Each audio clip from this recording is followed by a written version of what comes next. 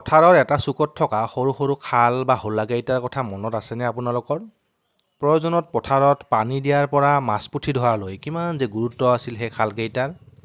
মাছৰ পৰা চৰাইলৈ এক জৈৱ বৈচিত্ৰ্য বৰ্তি থকা সেই খালকেইটা আজিকালি প্ৰায় নোহোৱা হোৱাৰ লেখীয়া হ'ল।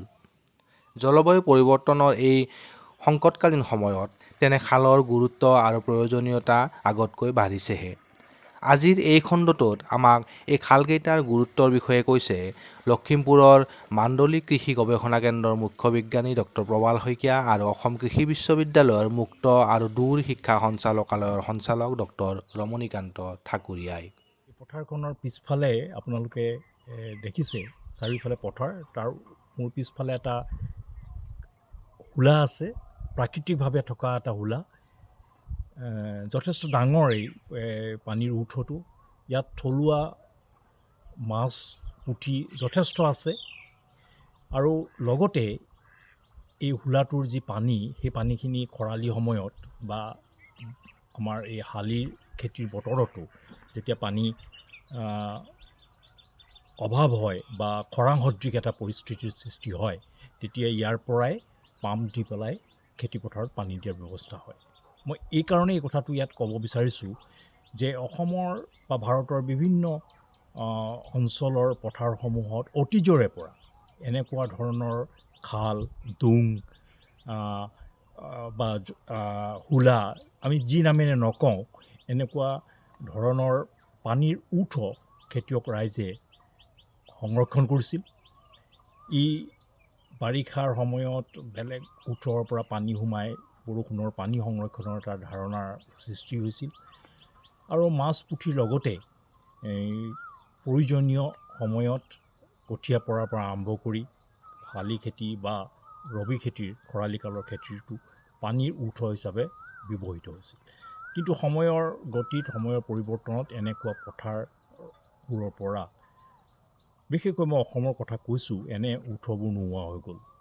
বতৰৰ পৰিৱৰ্তনৰ বা বতৰৰ অস্বাভাৱিক ধৰণৰ যি এক গতি আমি দেখা পাইছোঁ, সেই পৰিপ্ৰেক্ষিতত মই ভাবোঁ যে জলবায়ুৰ পৰিৱৰ্তনত খাপ খোৱাকৈ এনেধৰণৰ হোলা বা ডোঙা বা পানীৰ উৎসসমূহ আমি খেতিপথাৰত সংৰক্ষণৰ কাৰণে পুনৰ খেতিয়কসকলক সজাগ কৰিব লাগে। 100 বৰ্গমিটাৰ, 10 মিটাৰ 10 মিটাৰ আৰু গভীৰতা হ'ল 2.5 মিটাৰ। তেতিয়া আমি 3.5 বিঘা মাটিত সৰিয়হৰ খেতি যিটো পানী হয়, যিখিনি পানী থাকে, সেই পানীৰে সৰিয়হ খেতি যদি 3.5 বিঘা মাটি খেতি কৰা হয়, তেতিয়াহ'লে 3.5 বিঘা মাটিত যিখিনি পানী লাগিব, সেই পানীখিনি আমি এই পুখুৰীটোৰ পৰা লৈ পেলাই আমি জলসিঞ্চনত ব্যৱহাৰ কৰি খেতিটো সুন্দৰকৈ উঠাব পাৰোঁ।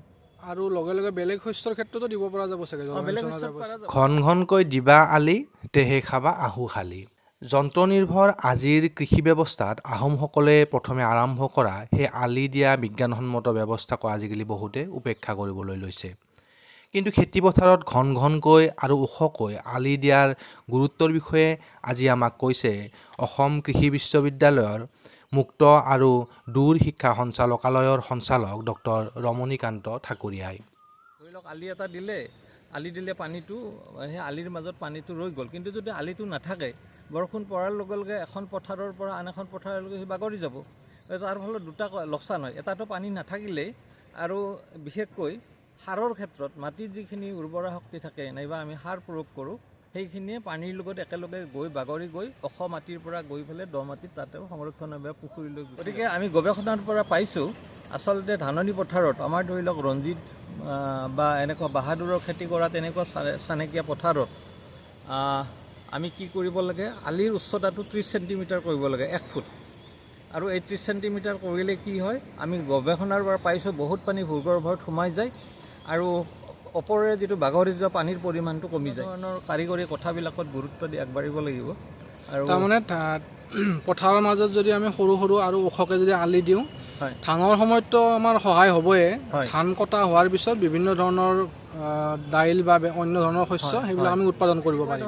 ভাল আলি দিয়া পথাৰখনত সেই আৰ্দ্ৰতাটোৰ পৰিমাণ তাৰমানে বহুত বেছি, আৰু সেইকাৰণে আমি সেইটো যিটো আৰ্দ্ৰতাৰ সুযোগ লৈ পেলাই আমি বিভিন্ন ধৰণৰ ৰাবি শস্যৰ খেতি কৰিব পাৰোঁ, বিশেষকৈ লিনচিড, তিচিৰ খেতি, তাৰপিছত আমাৰ গুজি তিলৰ খেতি।